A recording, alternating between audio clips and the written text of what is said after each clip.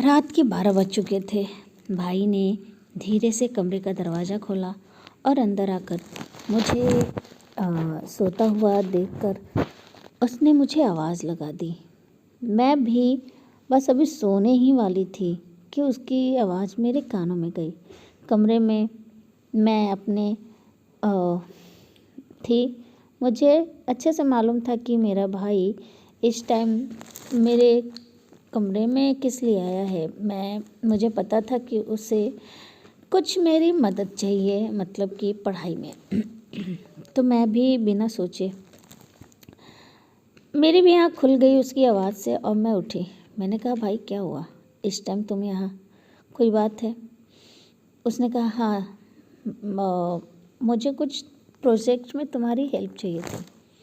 मैंने कहा कि क्यों, कल कर देंगे ना भाई, अभी मुझे नींद आ रही है। तो उसने कहा, नहीं दीदी, मुझे कल कॉलेज में उसे देना है, तो इसलिए मुझे आज ही उसे कंप्लीट करना है। मैंने कहा ठीक है। मैं उसके साथ उसके कमरे में गई और उस प्रोजेक्ट बनाने में उसकी मदद करने लगी। फिर भी मुझे थकावट इतनी ज़्यादा थी कि घर के कामों से कि ऐसा लग रहा था जैसे मैं बस जाके अब आराम कर लूँ थोड़ा।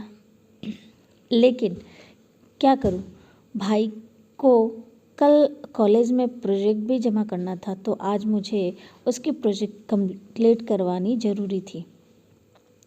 मैंने कहा, क्या बताऊँ भाई, आज घर का काम करते करते इतना ज़्यादा थक गई हूँ कि बस मुझे नींद आ रही है। भाई ने कहा, दीदी एक काम करो, बस तुम जल्दी जल्दी ये प्रोजेक्ट कंप्लीट करवा दो और फिर जाके आराम कर लो।